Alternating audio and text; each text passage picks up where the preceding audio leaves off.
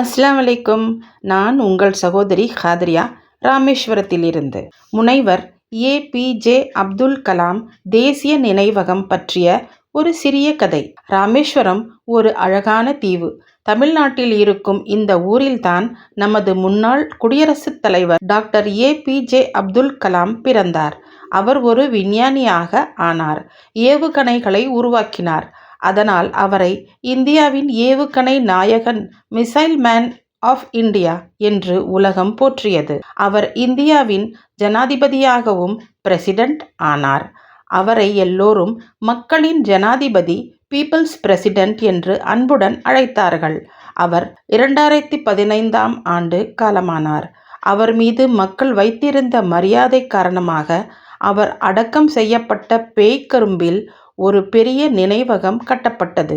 அதுதான் ஏ.பி.ஜே. அப்துல் கலாம் தேசிய நினைவகம். இந்த நினைவகம் பார்ப்பதற்கு மிகவும் அழகாக இருக்கும்.